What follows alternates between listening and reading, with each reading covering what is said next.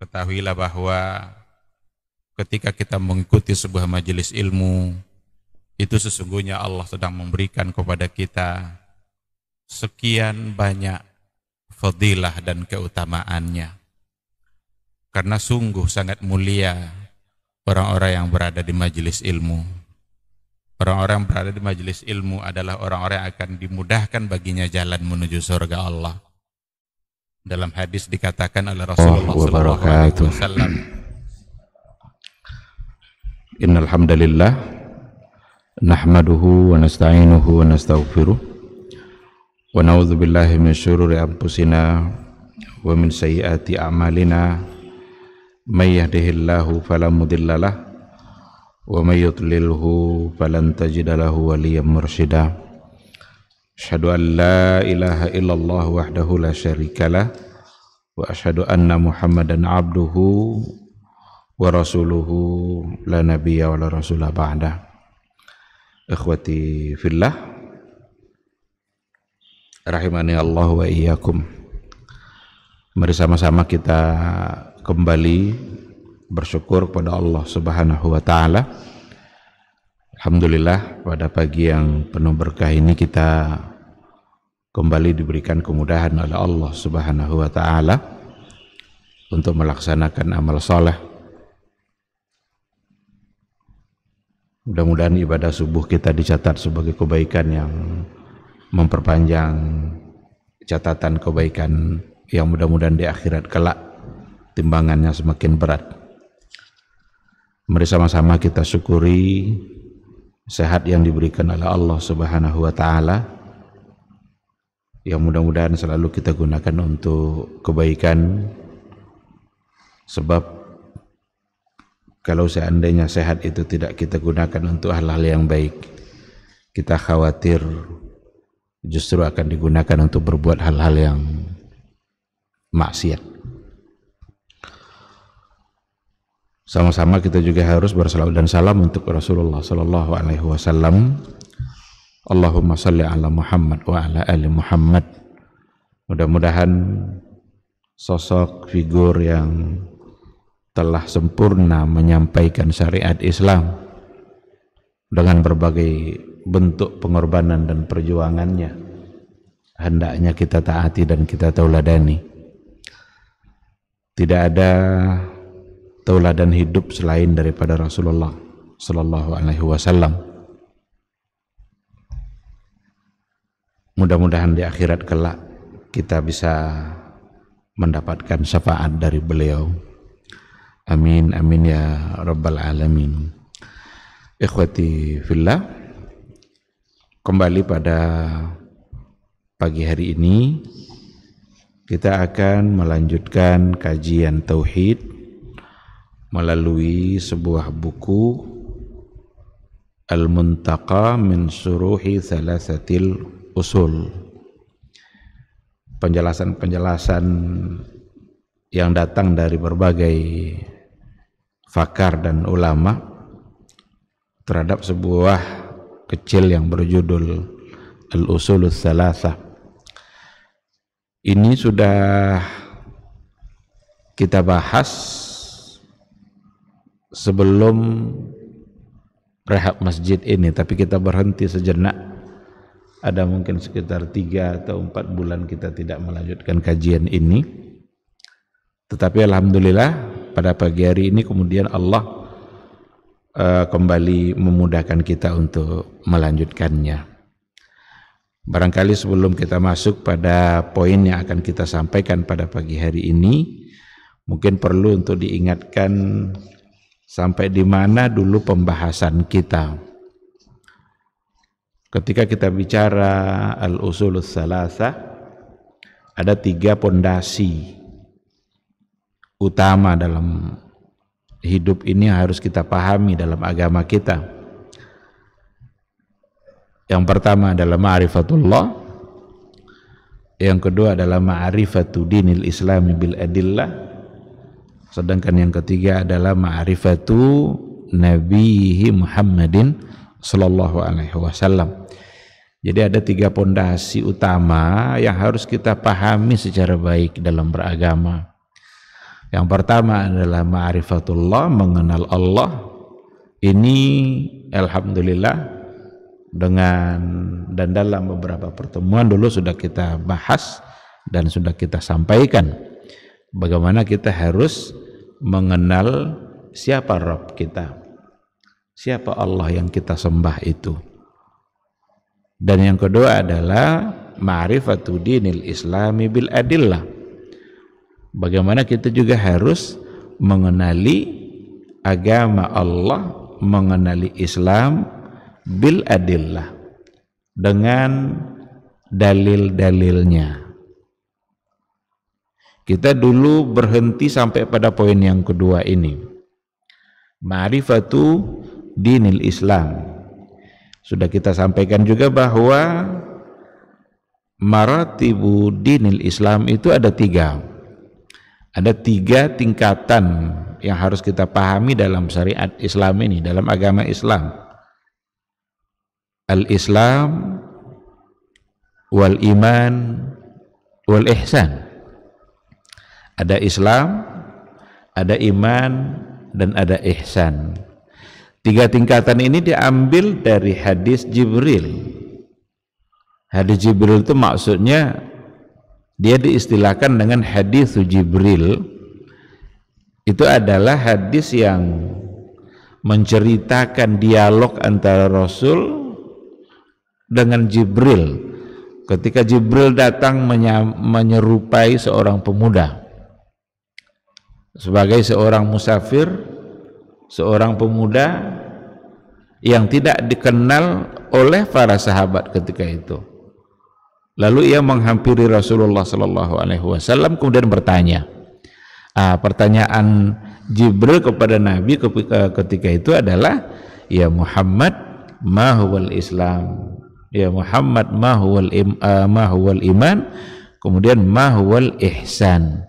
Ini tiga pertanyaan pertama yang diajukan oleh Jibril kepada Rasulullah Sallallahu Alaihi Wasallam, dan ketiga-tiganya dijawab oleh Rasulullah Sallallahu Alaihi Wasallam.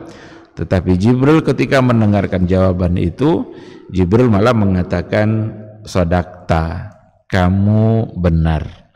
Ketika yang bertanya mengatakan kamu benar, padahal dia yang bertanya. Inilah yang membuat Umar bin Khattab ketika itu merasa heran. Dia yang bertanya, dia pula yang mengiyakan. Berarti nguji itu kan ngetes itu. Dia yang bertanya, dia pula yang bilang sadaqta.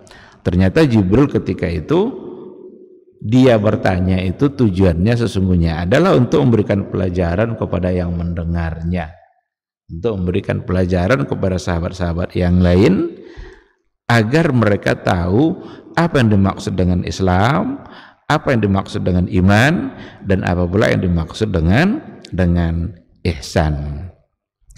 Ketiga tingkatan ini punya rukun-rukunnya. Jadi Islam ada rukunnya, iman ada pula rukunnya, ihsan ada pula nanti penjelasan yang berkaitan dengan ihsan itu.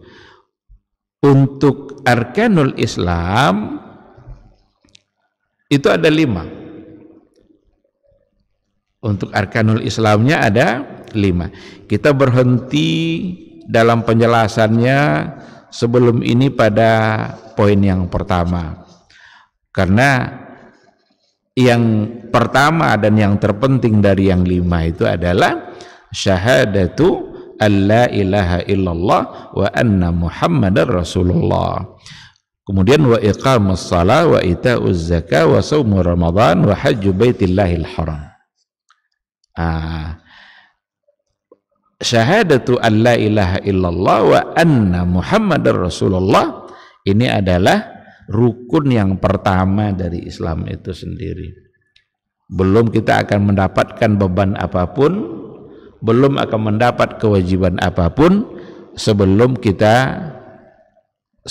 seseorang punya dulu, meyakini dulu rukun yang pertama ini. Dia harus bersaksi dulu bahwa la ilaha illallah dan bersaksi dulu bahwa Muhammad itu adalah Rasulullah.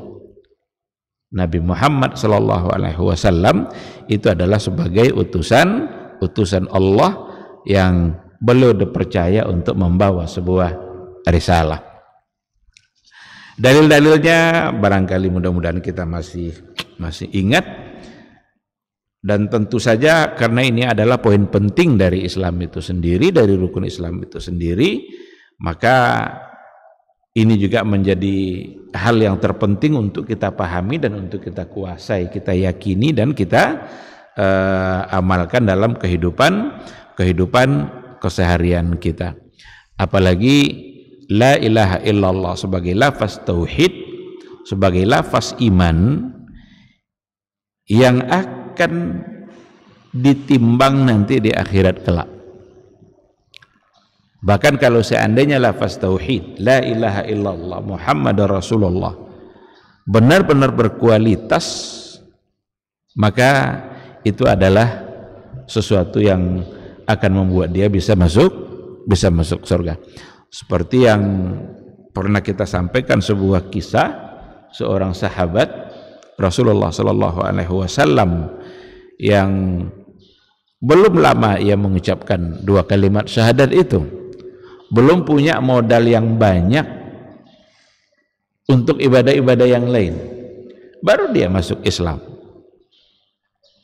Tetapi semangat yang ada di dalam hatinya yang didasari oleh la ilaha illallah itu membuat dia siap untuk ikut berjihad di jalan Allah. Maka ikutlah dia berperang dan mati dia dalam peperangan itu. Ketika itu Rasul menyebutnya sebagai ahli surga. Padahal dia masuk Islamnya belum lama, baru. Nah, tetapi karena kualitas la ilaha illallah yang ada di hati dia membuat dia rela untuk mengorbankan jiwa dan harta dia, membuat dia menjadi ahli surga ketika ia mati di dalam peperangan. Nah, oleh karena itu ikhwati fillah, ruknul awal itu adalah syahadatu alla ilaha illallah wa anna muhammadar rasulullah. Alhamdulillah itu sudah kita berikan penjelasannya, dan sekarang kita akan masuk pada paragraf yang baru. Nah, ini akan menjadi pembahasan kita pada pagi hari ini. Qala al-muallif rahimahullah wa dalilus salati waz zakati wa tafsirut tauhid qauluhu ta'ala wa ma umiru illa liya'budullaha mukhlishina lahuddin hunafa'a wa yuqimus shalah wa yu'tuz zakah wa dzalika dinul qayyim. Setelah selesai penulis ini memberikan penjelasan tentang rukun yang pertama dari Islam itu, yaitu tauhid, syahadat la ilaha illallah wa anna muhammadar rasulullah. Beliau masuk pada rukun yang kedua serta rukun yang ketiga. Digabungkan pembahasannya oleh beliau rukun yang kedua dan yang ketiga. Yang kedua itu adalah sholat dan yang ketiga adalah zakat. Karena memang ini dua hal yang tidak terpisah, bahkan disebut secara bergandengan di dalam Al-Quran dan di dalam hadis Rasulullah Sallallahu Alaihi Wasallam. Dan kalau digabung ketiganya, antara tauhid, salat dan zakat, itu merupakan tiga rukun Islam yang paling utama dan yang paling agung. Beliau mengatakan wa dalilus salati waz zakati wa tafsirut tauhid, dan dalil untuk ibadah salat dan zakat sebagai rukun Islam, wa tafsirut tauhid, di mana ketika digandengkan atau ketika disebutkan salat dan zakat itu nanti merupakan penafsiran dan cara memaknai tauhid yang sebenarnya. Dan dalil keduanya itu adalah qauluhu ta'ala wa ma umiru illa liya'budullaha mukhlishina lahuddin, dan tidaklah mereka diperintahkan kecuali untuk liya'budullaha mukhlishina lahuddin, kecuali untuk menyembah Allah, kecuali hanya untuk beribadah kepada Allah, mukhlishina lahuddin hunafa, ikhlas mereka dalam beragama ini. Jadi tidaklah mereka diperintahkan kecuali untuk beribadah kepada Allah. Ayat ini memberikan kepastian kepada kita bahwa dalam setiap perintah Allah, maka berarti melaksanakan perintah itu adalah sebagai ibadah. Nah, disinilah kita akan melihat nanti luasnya makna ibadah, bahwa ibadah itu nanti akan ada pada setiap perintah yang datang dari Allah Subhanahu wa ta'ala, dan ketika kita mentaati perintah itu berarti kita sedang beribadah kepada Allah. Baik nanti dalam persoalan-persoalan yang hubungannya benar-benar pada ibadah mahdhah, atau hubungannya dengan hal-hal yang bersifat muamalah yang di situ ada perintah Allah. Dan ketika dikatakan perintah Allah, masuk di dalamnya adalah perintah Rasulullah Sallallahu Alaihi Wasallam, karena Rasul adalah utusan Allah. Ketika Allah melarang untuk melakukan perbuatan riba umpamanya, berarti di situ ada perintah kita untuk meninggalkan. Pada saat kita meninggalkannya, sesungguhnya itu adalah bagian dari ibadah. Dalam persoalan muamalah, ketika dilarang kita untuk mengkhianati atau berbohong dalam transaksi, karena mudah sekali orang berbohong dalam transaksi dia. Tujuannya adalah untuk mendapat keuntungan dunia. Nah, ketika ada larangan itu, pada larangan itu berarti ada perintah untuk meninggalkan. Jangan lakukan. Dan ketika ayat mengatakan wa ma umiru illa liya'budullah, tidaklah mereka diperintahkan kecuali untuk beribadah kepada Allah. Nah, berarti dalam setiap perintah di situ ada unsur ibadah. Kalau memang di situ ada unsur ibadah, maka semua itu akan menjadi pahala dan kebaikan bagi orang-orang yang melakukannya. Mukhlishina lahuddina hunafa, dengan catatan mereka harus mengerjakannya secara ikhlas dalam beragama. Setelah Allah bicara tentang persoalan tauhid di awali ayat yang kita baca tadi, di awal ayat yang kita baca tadi, lalu Allah mengatakan wa yuqimus shalah wa yu'tuz zakah. Kemudian mereka menunaikan sholat, mereka mengerjakan atau mendirikan sholat, wa yu'tuz zakah, dan mereka menunaikan zakat, wa dzalika dinul qayyimah. Itulah agama yang benar-benar qayyimah. Apa kata pensyarahnya? Hadhihi thalathah hiya a'zamu arkanil Islam.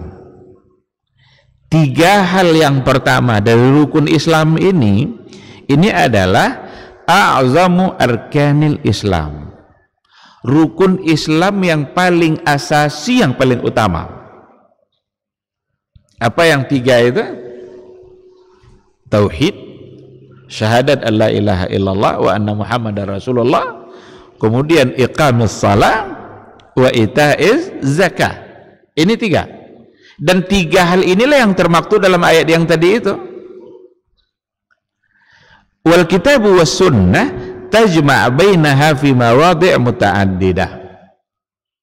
Al-Quran maupun sunnah Rasulullah sallallahu alaihi wasallam menggabung ketiga rukun yang utama tadi itu fi mawadhi' muta'addidah pada banyak tempat.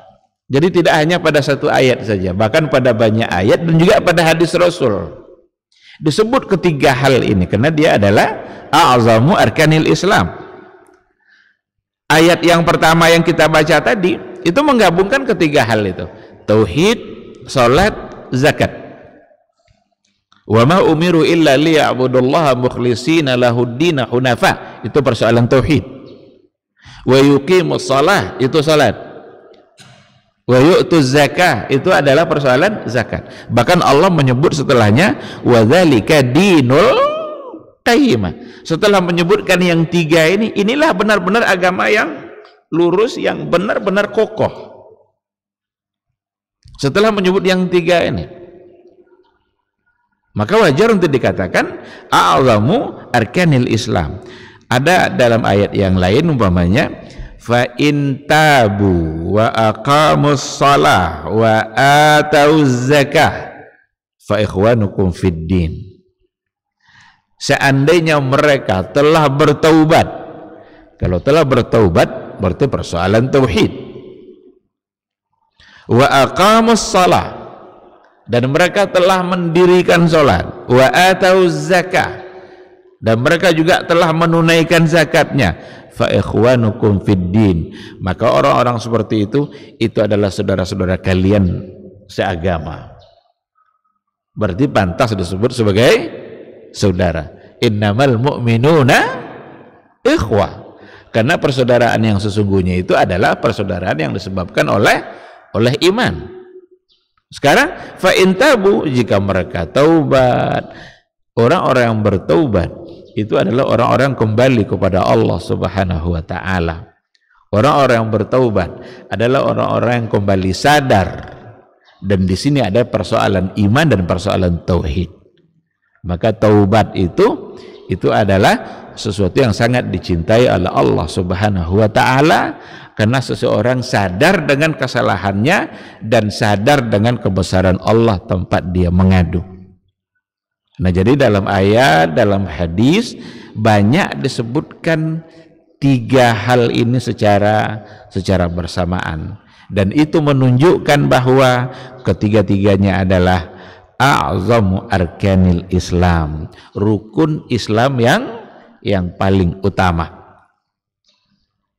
Dalam hadis umpamanya, salah satu contohnya ada pada hadis Muaz, ketika Rasulullah Shallallahu Alaihi Wasallam mengutus Muaz ibnu Jabal ke wilayah Yaman. Jadi Muaz pernah menjadi duta dakwah yang diutus oleh Rasulullah Shallallahu Alaihi Wasallam. Ada pesan Rasul ketika itu kepada Muaz. Apa pesan Rasul kepada Muaz? Ya Muaz, innaka sata'ti qauman min ahlil kitab. Hei Muaz, kamu sekarang ini akan mendatangi satu kaum dan mereka itu adalah ahlul kitab. Kalau ahlul kitab berarti mereka sudah punya pengalaman dalam beragama, karena ada kitab samawi yang mereka miliki. Hanya saja mereka perlu diluruskan, karena kitab samawi yang ada pada mereka itu sudah diputarbalikkan, sudah diutak-atik, sudah dirubah. Yuharrifunal kalima an mawadhi'ihi. Ini juga lah sebagai alasan untuk tidak boleh menyamakan semua agama seperti yang didengung-dengungkan oleh orang-orang liberal hari ini. Karena orang-orang liberal hari ini cenderung untuk menyamakan, menganggap sama semua agama. Kan sama aja, mereka kan juga punya kitab samawi. Nasrani punya, Yahudi punya, Islam punya memang dulu turun pada nabinya, tetapi sudah terjadi penyimpangan-penyimpangan.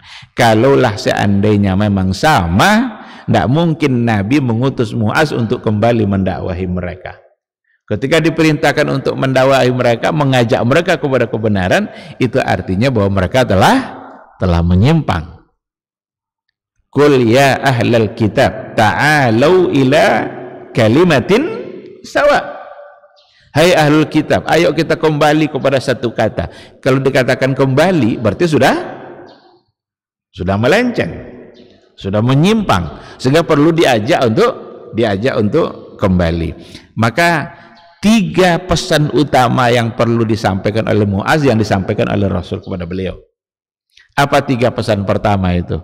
Yang pertama, wahai Muaz, ajak mereka untuk mengakui dulu, untuk bersyahadat dulu bahwa la ilaha illallah dan Muhammadur Rasulullah, dan Muhammad adalah Rasulullah sallallahu alaihi wasallam.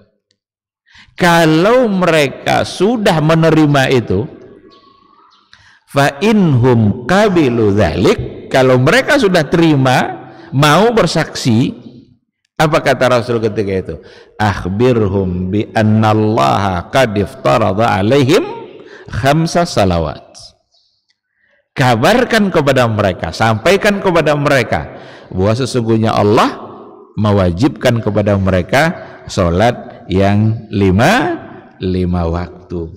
Setelah itu apa lagi? Fa inhum ata'u lidzalik, kalau mereka juga sudah mentaati hal itu, fa'alimhum annallaha iftarada alaihim sadaqatan fi amwalihim. Kasih tahu mereka itu bahwa sesungguhnya Allah juga mewajibkan kepada mereka sadaqatan fi amwalihim, untuk menunaikan zakat harta mereka. Tu'khadhu min aghniyaihim wa turaddu ala fuqaraihim, diambil dari orang-orang kaya mereka dan diserahkan kepada orang-orang fakir di antara mereka.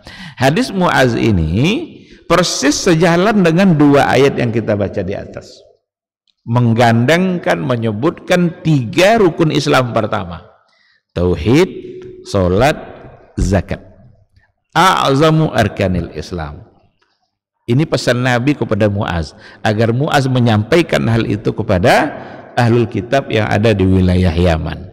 Ajak mereka untuk bersaksi dulu, yakin dia dulu bahwa Allah adalah Rabbnya yang pantas untuk disembah. Kalau mereka tidak yakin itu, tidak mungkin datang pembebanan setelahnya, karena beban-beban hukum setelahnya hanya untuk orang-orang yang meyakini Allah sebagai ilah. La ilaha illallah Muhammadur Rasulullah. Kalau itu dia sudah yakin, baru ada hukum-hukum yang lain. Kalau seandainya tidak, ya tidak ada kewajiban. Maka puasa itu yang dipanggil adalah orang-orang yang beriman. Ya ayyuhallazina amanu kutiba alaikumusiyam. Yang tidak beriman tidak dipanggil. Lalu berdosakah orang-orang tidak beriman kalau dia tidak berpuasa?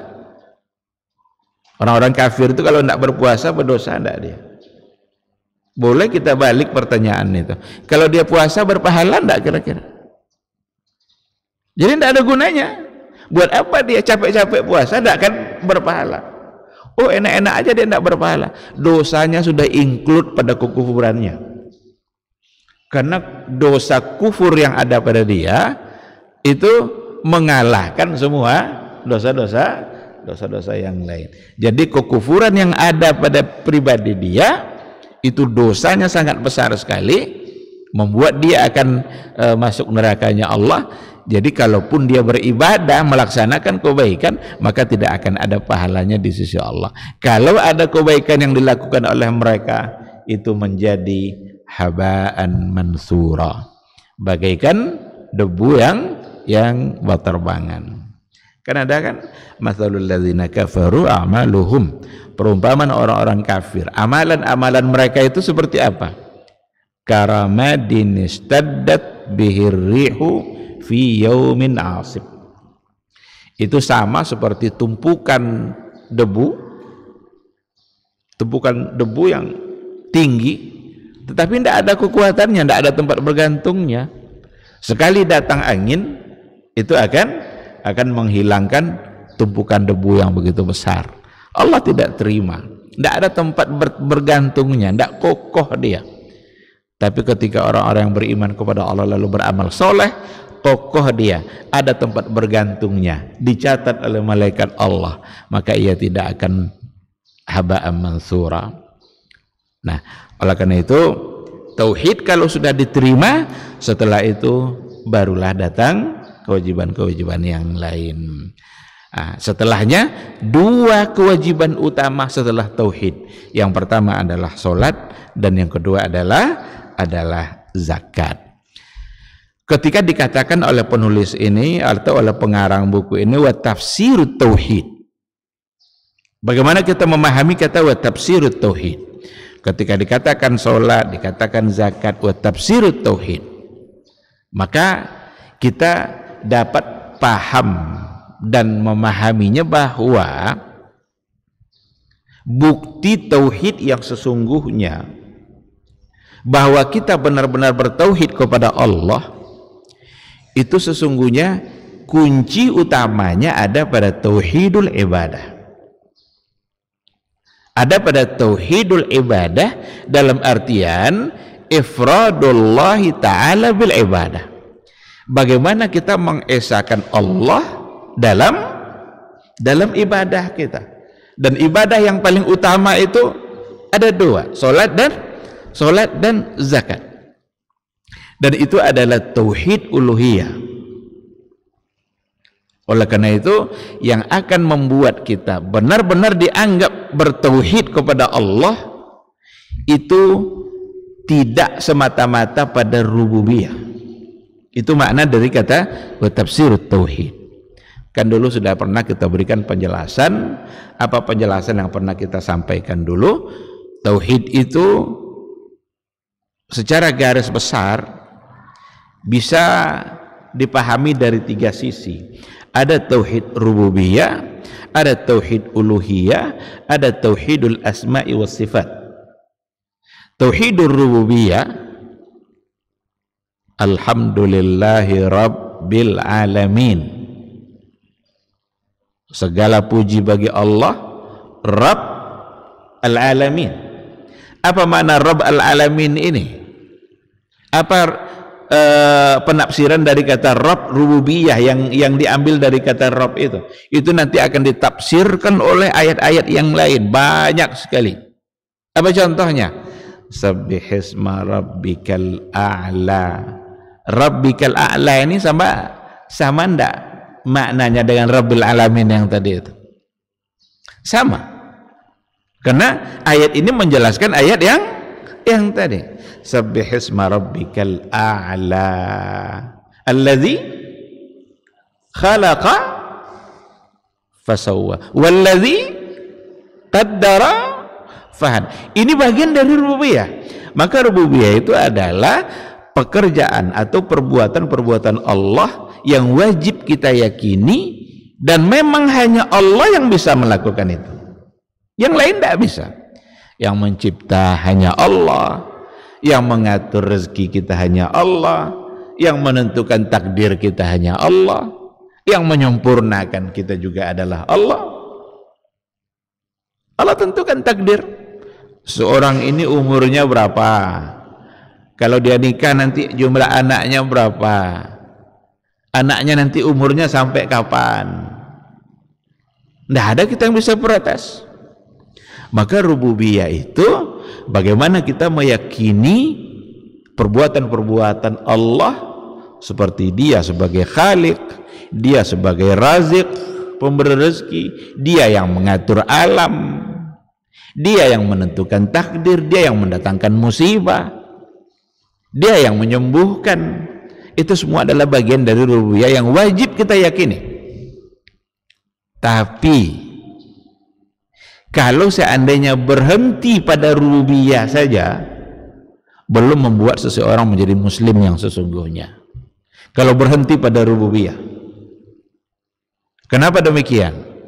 Karena orang-orang jahiliyah dulu, orang-orang Quraisy dulu, mereka yakin bahwa Allah sebagai Khaliq.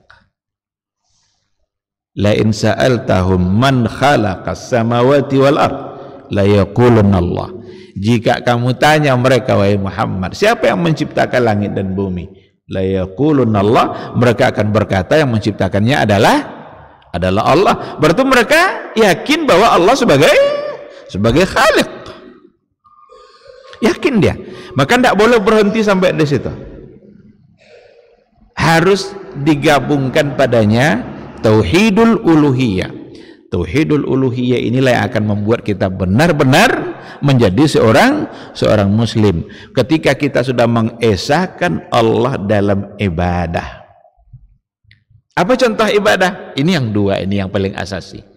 Dan tentu saja nanti pada semua ibadah. Salat, zakat.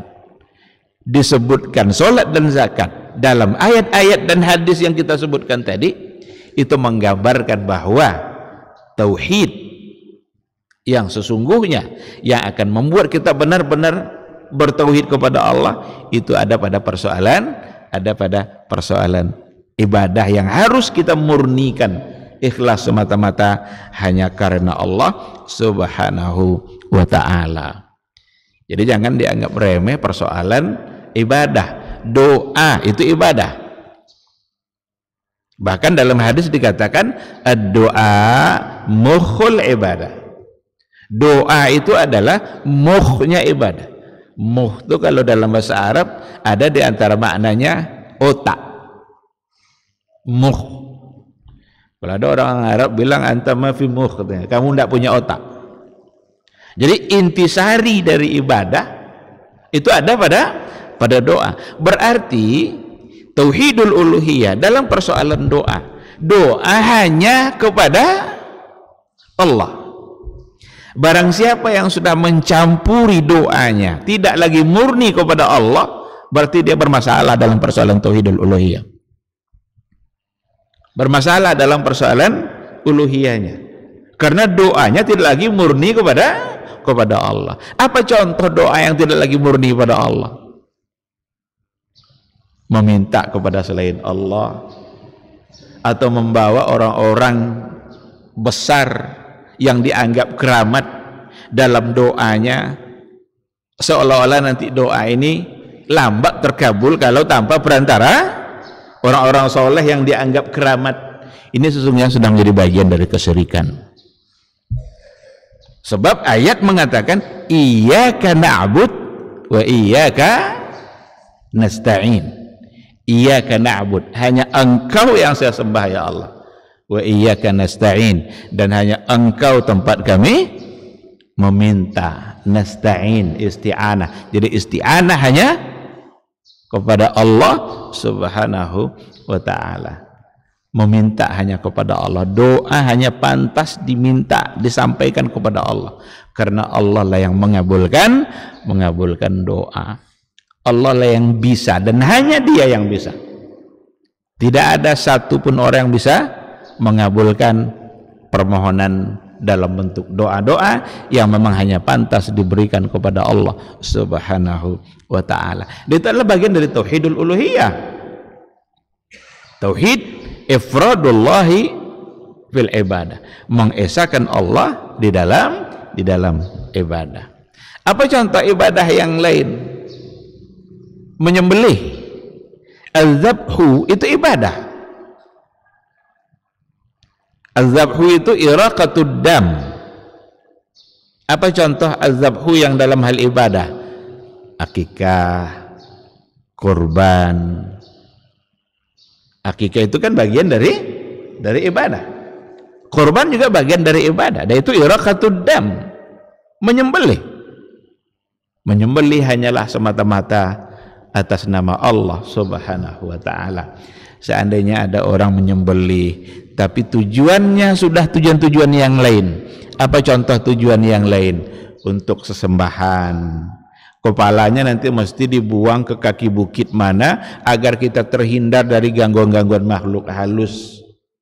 Atau disembelih 5 ekor, 1 ekor ini harus dibuang ke pantai mana, ke laut mana, agar nanti terhindar dari gangguan-gangguan makhluk halus. Berarti sembelihannya tidak lagi tujuannya untuk Allah, tapi adalah tujuan-tujuan yang lain, maka disebutlah ia sebagai perbuatan yang syirik. Menjadi syirik dia untuk melakukan sesembelihan dengan cara seperti itu. Kenapa menjadi bagian dari syirik? Karena dia sudah membawa selain Allah dalam ibadahnya. Berdoa kepada selain Allah itu juga bentuk dari kesyirikan. Kenapa demikian? Karena dia sudah membawa selain Allah dalam doanya, padahal doa hanya untuk Allah. wa annal masajida lillah fala tad'u ma'allahi ahada. Sesungguhnya masjid-masjid itu hanyalah untuk Allah. Fala tad'u ma'allahi ahada. Janganlah kalian berdoa membawa orang lain dalam doa kalian bersamaan dengan doanya kepada Allah Subhanahu wa taala. Ayat inilah yang salah satu ayat yang dijadikan alasan oleh para ulama dalam persoalan tawassul dalam doa. Karena kita khawatir nanti justru itu menjadi bagian dari kesyirikan. Meskipun ada di antara tawassul yang dibolehkan menjadikan perantara, dan itu sesuatu yang dibolehkan pada 3 hal. Selain itu tidak dibolehkan. Bertawasul dengan amal soleh, bertawasul dengan nama-nama Allah yang mulia, dan bertawasul dengan orang soleh yang masih hidup. Kalau masih hidup dia oke.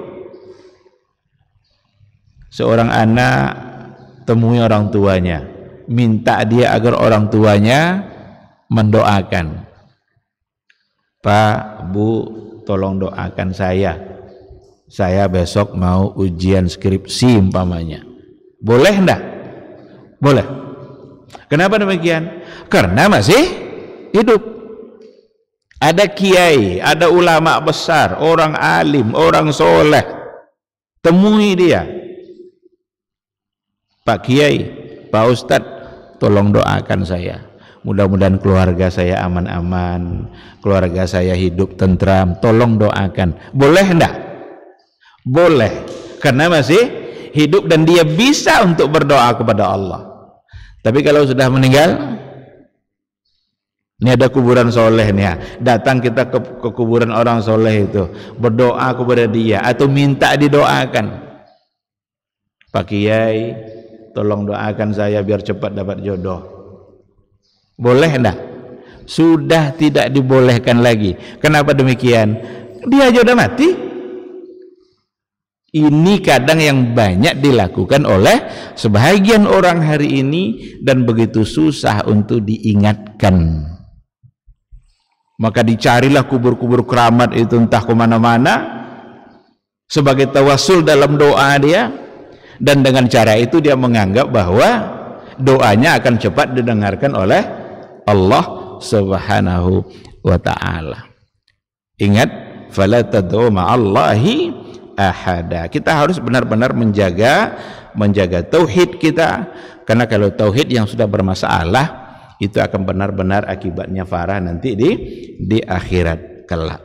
Maka dalam ayat kan alladzina amanu wa lam yalbisu imanahum bizulmin ulaika lahumul amnu wa hum muhtadun. Orang-orang yang beriman wa lam yalbisu imanahum bizulmin, mereka tidak mencampuri keimanannya itu dengan zulmin. Zulmin di sini artinya adalah syirkin, dengan syirik. Ulaika lahumul amnu, itulah orang-orang yang akan benar-benar selamat. Ulaika lahumul amnu, amnu itu aman, aman itu tenang dia nanti di akhirat kelak. Wahum muhtadun, dan mereka itulah orang-orang yang mendapatkan petunjuk. Baik, ikhwati fillah, maka seperti yang dikatakan tadi, di sini juga dikatakan amma man jaa bi tauhidir rububiyyati faqat. Adapun orang-orang yang jaa bi tauhidir rububiyyati faqat, datang dengan membawa dan meyakini hanya rububiyah saja, fahaza laisa musliman, berarti belum cukup untuk menyebut dia sebagai seorang muslim. Bidalili annal musyrikina ya'taqidunahu wa yantiquna bihi, dengan dalil orang-orang musyrik dulu pada masa Rasul ya'taqidunahu, mereka juga meyakininya, wa yantiquna bihi, dan mereka juga mengucapkan Allah Khaliq, Allah Razik. Mereka tahu semua Allah sebagai pemberi rezeki, mereka tahu bahwa Allah yang menciptakan mereka. Sebagian orang-orang ateis yang pada masa dulu yang tidak percaya itu, Tapi yang orang-orang yang masih punya akal dulu itu, mereka percaya kalau Allah sebagai Khalik. Maka kalau berhenti di situ belum membuat dia sebagai muslim yang sesungguhnya. Kapan untuk menjadi muslim yang sesungguhnya itu? Itu ada pada uluhiyah, tauhidul uluhiyah, benar-benar mengesahkan Allah dalam ibadahnya. Dan itulah nanti dibuktikan dengan keikhlasannya dalam sholat, yang harus ikhlas semata-mata karena Allah, keikhlasannya dalam berzakat yang semata-mata karena Allah, dan keikhlasannya dalam melaksanakan berbagai ibadah yang lain.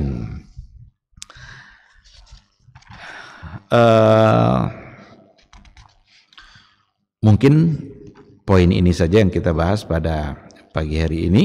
Cukup dengan as-salatu waz-zakah sebagai tafsir tauhid. Untuk kemudian besok insyaallah kita sambung dengan wadalilus siyam pada persoalan puasa. Jadi mudah-mudahan kita paham betul bahwa salat dan zakat itu merupakan dua hal yang asasi dalam beragama, maka jangan sekali-kali mengabaikan. Kalau seandainya sholat yang sudah diabaikan, itu akan berpengaruh nanti pada ibadah-ibadah yang lain. Kan dalam hadis dikatakan, awwalu ma yuhasabu bil abdu yaumal qiyamah as-shalah. Yang pertama yang dihisab di hari akhirat kelak adalah sholat. Iza saluhat saluha sairu amalihi wa iza fasadat fasada sairu amali. Kalau sholatnya baik, akan berpengaruh insyaallah pada baiknya yang lain, ibadah yang lain. Tapi kalau sholatnya sudah bermasalah, maka akan berpengaruh pula pada hisab dan timbangan-timbangan yang lain. Mudah-mudahan bermanfaat insyaallah. Seandainya ada hal-hal yang perlu untuk didiskusikan, dipertanyakan, dipersilahkan.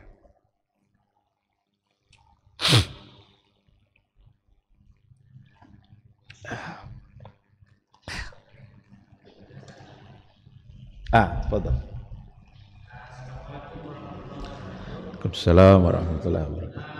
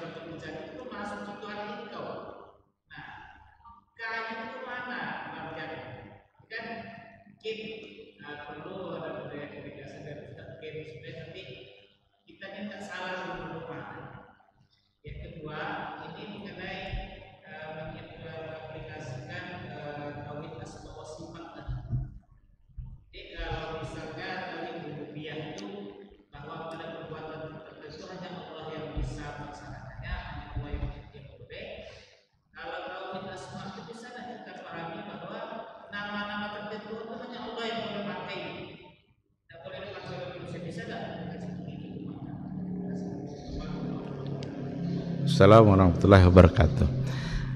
Dalam beberapa ungkapan doa kita ada ungkapan umpama subhanaka,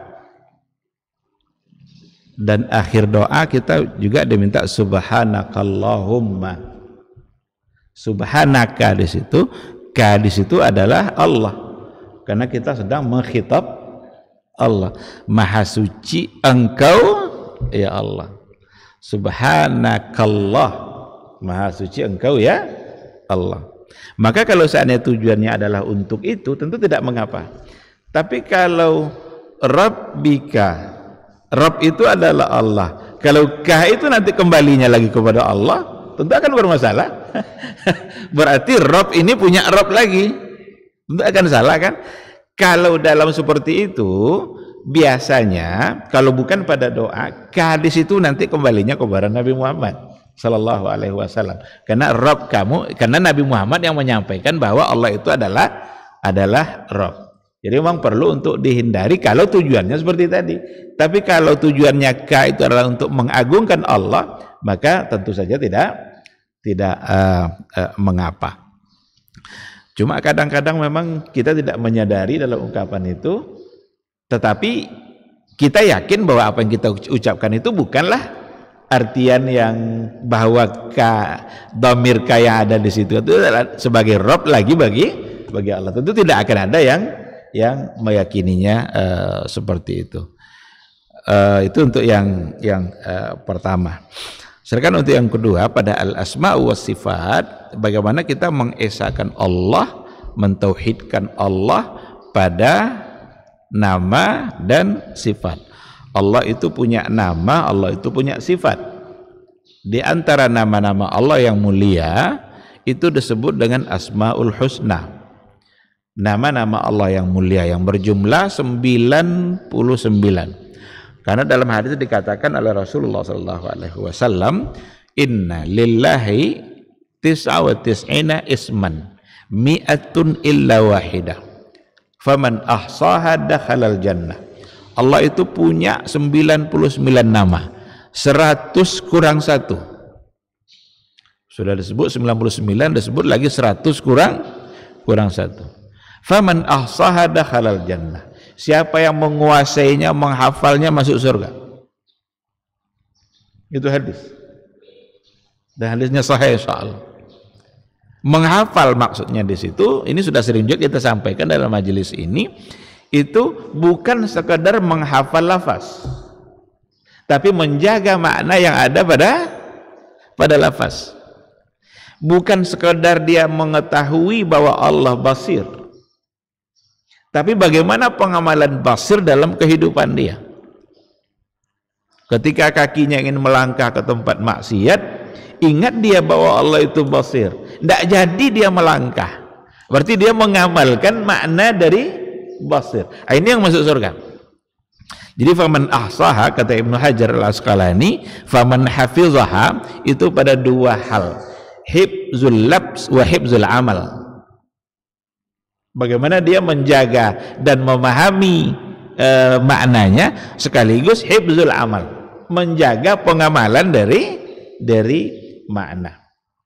Nah sekarang apa makna dari tauhidul asma'i was sifat? Tauhidul asma'i was sifat, bagaimana kita mengesahkan Allah pada nama dan pada sifatnya.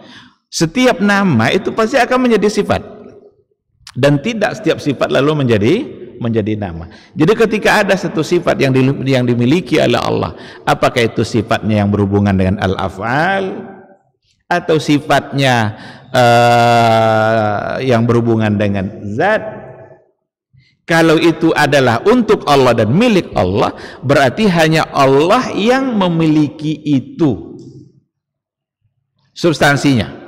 Seandainya ada sifat yang sama ada pada makhluknya, ada pada manusia, itu hanya ada pada kesamaan sebutannya saja. Umpama Allah itu diantara sifatnya adalah penyayang. Makhluk penyayang enggak?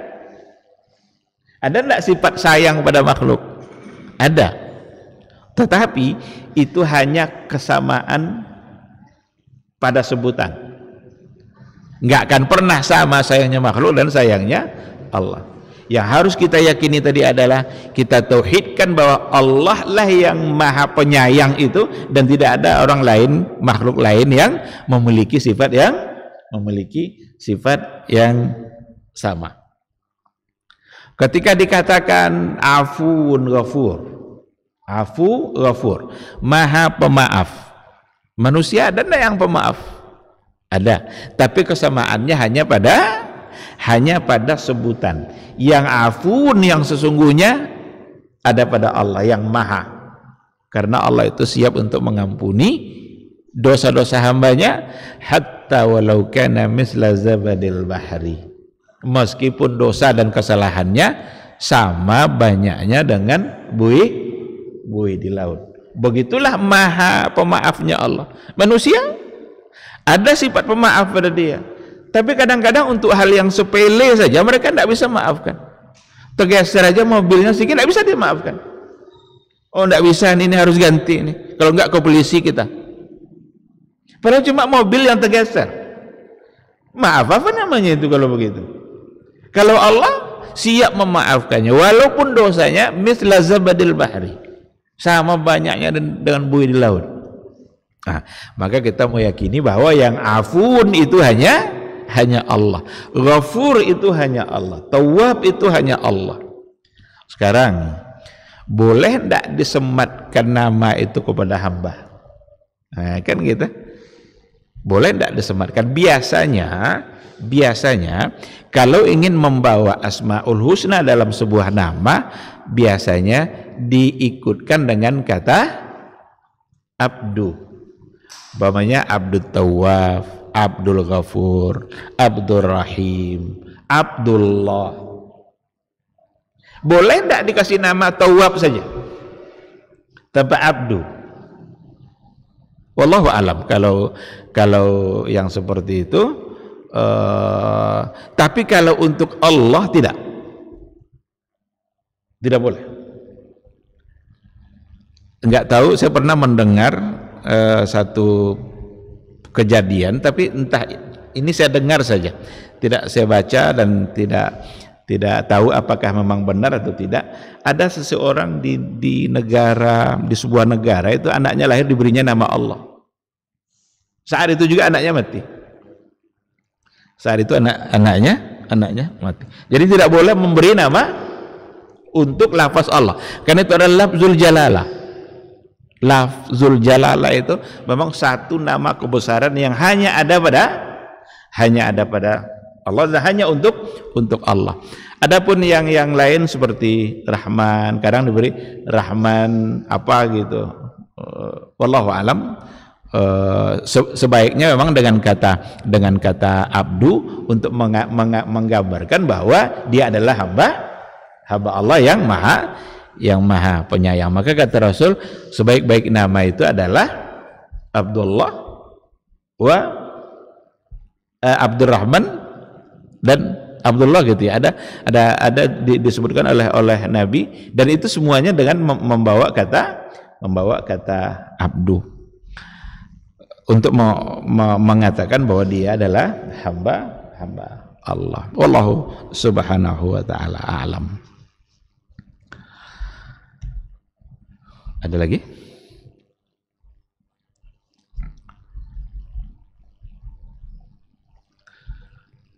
Baik, kalau tidak ada barangkali kita cukupkan sampai di sini. Insyaallah besok subuh, karena Ahad besok adalah Ahad keempat. Ini adalah Sabtu ketiga. Dia kan jadwalnya itu kalau minggu ketiga Sabtunya, kalau pekan yang keempat itu Ahadnya. Nah, sekarang Sabtunya Sabtu ketiga, besok Ahadnya Ahad keempat.